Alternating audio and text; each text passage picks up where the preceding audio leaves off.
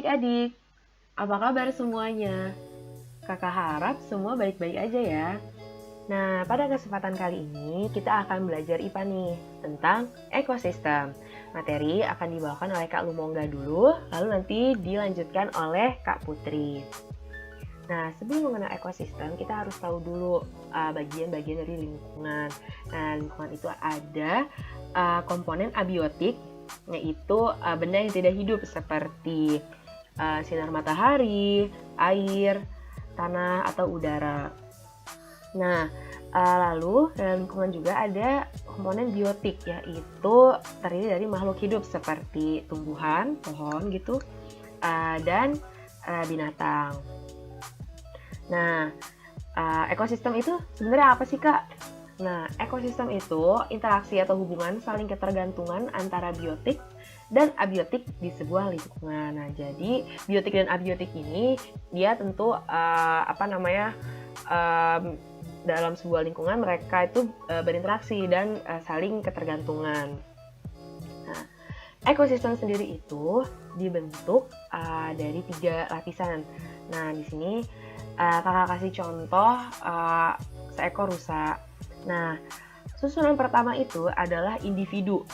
Nah, dalam individu ini adalah kita di seekor rusa, dia hanya individu rusa aja gitu. Nah, kumpulan dari individu-individu rusa akan membentuk populasi rusa. Bisa kita lihat ya.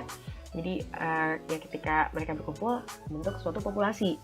Nah, bagaimanapun dalam suatu lingkungan, populasi rusa dan populasi hewan lainnya hidup berdampingan, membentuk suatu komunitas. Nah, komunitas ini mereka hidup di lingkungan yang ya tadi ada komponen abiotiknya juga, membentuk suatu ekosistem ya. Nah, ekosistem itu dibedain jadi 2, yaitu ekosistem alami, yaitu ekosistem alami itu dia yang secara natural sudah ada gitu ya, seperti hutan, sungai, laut, dan lain-lain. Nah, ada juga yang namanya ekosistem buatan. Ekosistem buatan ini ya jelas dibuat oleh manusia, di mana manusia itu menyatukan komponen-komponen ekosistem tadi menjadi ya suatu ekosistem. Kalau misalkan teman-teman di rumah punya akuarium atau kolam, nah itu adalah contoh dari ekosistem buatan. Nah, dalam suatu ekosistem ada yang namanya rantai makanan. Apa itu rantai makanan? Rantai makanan itu perjalanan memakan dan dimakan dengan urutan tertentu antar makhluk hidup. Bagaimanapun, makhluk hidup itu membutuhkan makanan. Nah, kalau di modul ada ya contohnya, kakak ambil contohnya ini dari modul. Nah, di sini bisa teman-teman lihat ada 5 makhluk hidup ya. Itu ada tumbuhan, ada tikus, ada ular, ada elang, dan ada jamur. Nah, seperti apa sih rantai makanan tuh? Nah, di sini tadi kan rantai makanan hubungan saling memakan kan. Nah, tapi suatu rantai makanan itu akan ada yang namanya produsen. Produsen itu apa? Produsen itu dia yang tidak memakan makhluk lain. Nah, dalam hal ini adalah tumbuhan. Kenapa dia dibilang produsen? Karena dia mendapatkan makanan bukan dari memakan, tapi melalui proses fotosintesis. Nah, selanjutnya tumbuhan ini dimakan oleh tikus. Nah, sehingga ya tikus tadi memakan produsen, sehingga tikus itu menjadi konsumen satu atau konsumen pertama. Nah, lalu dalam rantai makanan ini ular memakan tikus, sehingga ular menjadi konsumen 2 karena dia memakan konsumen 1, dia berkedudukan sebagai konsumen 2 dalam rantai makanan. Nah, belum berhenti sampai di ular, kemudian elang memakan ular, dan ini menjadikan elang sebagai konsumen 3. Nah, ketika elang ini mati, bangkainya itu akan diuraikan oleh jamur. Jadi jamur bukan makan elang ya, tapi jamur menguraikan bangkai elang, sehingga jamur berkedudukan sebagai pengurai. Nah, Kemudian yang namanya rantai makanan dia balik lagi, tumbuhan untuk menciptakan makanannya dia mendapatkan humus dari tanah yang bercampur dengan bangkai elang yang tadi udah diurain sama jamur. Nah, jadi kira-kira begitu gambaran dari rantai makanan. Nah, tapi ini ada sedikit syarat. Ini teman-teman bisa pahami. Coba teman-teman bayangkan kalau misalkan jumlah tumbuhan kurang dari konsumen satu, kurang dari tikus tadi. Nah, tikus itu akan kekurangan makanan sehingga populasi akan berkurang kan. Nah, ketika populasi tikus itu berkurang, kemudian yang konsumen duanya tadi, dalam hal ini tadi ular, itu dia akan berkurang juga karena dia makanannya ini ya tadi berkurang ya, jadi yang bisa bertahan hidup itu lebih sedikit. Nah, begitu seterusnya. Sehingga untuk mempertahankan rantai makanan ini, produsen satu harus lebih banyak dibandingkan konsumen satu. Konsumen satu harus lebih banyak dibandingkan konsumen dua, dan seterusnya. Nah, ini membentuk sebuah piramida. Ini teman-teman bisa bayangkan sendiri bahwa produsen itu jumlahnya harus yang paling banyak, karena ketika produsennya aja jumlahnya berkurang, nanti populasi ke atasnya itu sampai ke konsumen yang lebih besar lagi, dia akan berkurang juga. Seperti itu teman-teman.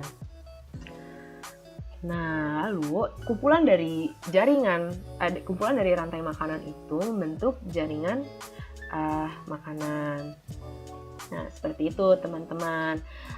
Selanjutnya tentang simbiosis akan dilanjutkan oleh Kak Putri. Oke, kita lanjut ke yang namanya simbiosis. Simbiosis dalam satu ekosistem itu pasti ada. Nah, simbiosis adalah hubungan atau interaksi antara dua atau lebih makhluk hidup dalam satu ekosistem. Nah, simbiosis ini terdiri dari tiga jenis. Yang pertama, simbiosis mutualisme, komensalisme, dan parasitisme. Tujuan dari dilakukannya simbiosis bermacam-macam, tapi yang paling umum dilakukan adalah untuk memenuhi kebutuhan hidup masing-masing dari makhluk hidup. Nah, yang pertama adalah simbiosis mutualisme. Simbiosis mutualisme merupakan sebuah sebutan untuk hubungan yang saling menguntungkan antar dua makhluk hidup. Di sini contohnya ada hubungan antara semut dan kutu daun. Dalam hubungan ini, semut akan membantu kutu dalam berpindah tempat.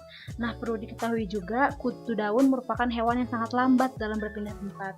Oleh karena itu, semut membantu kutu untuk berpindah ke bagian-bagian pohon lain di tempat yang memiliki banyak nektar. Nektar ini apa? Nektar ini makanan dari si kutu daun. Nah, setelah kutu daun itu makan, kutu daun akan mengeluarkan cairan manis yang biasa disebut dengan embun madu.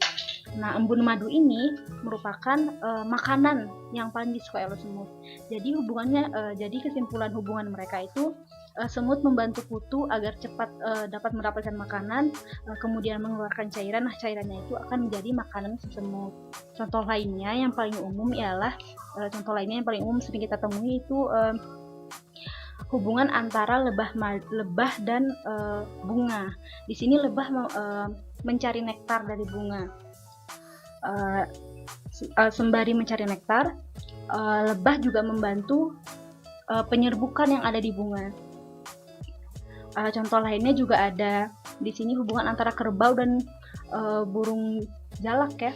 Di sini kerbau diuntungkan dengan adanya burung jalak, di mana burung jalak kan akan menghampiri punggung kerbau untuk memakan kutu-kutu yang ada di tubuh kerbau. Jadi kerbaunya bersih dari kutu, dari penyakit, dan burung jalaknya kenyang karena mendapatkan makanan.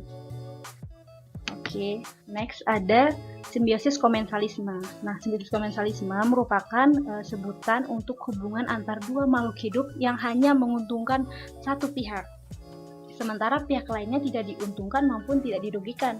Jadi di sini hanya ada satu makhluk hidup yang mendapatkan keuntungan dari makhluk hidup lain. Makhluk hidup lainnya tidak merasa dirugikan ataupun tidak diuntungkan.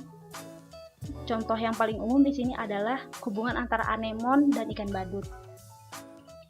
Anemon merupakan binatang laut yang tidak berpindah-pindah tempat. Jadi di sini ikan badut memanfaatkan anemon sebagai tempat tinggal, tempat berlindung supaya tidak dimangsa oleh makhluk hidup yang lainnya. Nah, di sini anemon tidak dirugikan ataupun tidak diuntungkan dengan adanya ikan badut ini. Contoh lainnya adalah ikan hiu dan ikan remora. Di sini ikan remora menempel pada tubuh hiu dengan tujuan pertama mendapatkan sisa makanan-makanan hiu, yang kedua untuk berlindung dari predator. Di sini hiu tidak diuntungkan dari adanya ikan remora dan juga tidak dirugikan karena ikan remora tidak mengganggu aktivitas hiu. Di sini juga ada contohnya yang lainnya, tumbuhan daun sirih menempel pada inangnya. Di sini inangnya tidak dirugikan, tidak kehilangan sari-sari makanan, tidak, hanya saja si daun sirih mendapatkan tempat untuk tinggal, tempat untuk berpegangan, untuk tempat untuk tinggal. Oke, jelas. Kemudian ada simbiosis parasitisme. Nah, ini simbiosis yang hanya menguntungkan satu pihak, sementara pihak lainnya dirugikan. Di sini yang untung hanya satu makhluk hidup, yang satunya merasakan kerugian dari adanya hubungan ini. Yang pertama adalah hubungan antara nyamuk dan manusia. Di sini nyamuk mengambil darah manusia sebagai makanannya. Nah, sementara yang manusia dapatkan adalah rasa gatal dan juga virus atau penyakit yang sampai ke tubuh manusia melalui gigitan dari nyamuk. Contohnya yang paling umum adalah demam berdarah. Ada juga penyakit kaki gajah atau chikungunya. Contoh lainnya adalah tumbuhan tali putri. Tali putri ini mengganggu mengganggu ekosistem, mengganggu fotosintesis dari tumbuhan lainnya. Di sini ada tanaman sulur-suluran juga yang mengganggu, yang mengambil makanan dari pohon. Jadi pohonnya semakin kurus, semakin kekurangan makanan dan susah melakukan fotosintesis dari sini. Jadi sudah jelas ya, ada 3. Yang pertama tadi mutualisme, kemudian ini parasitisme dan komensalisme. Sekian materi simbiosis.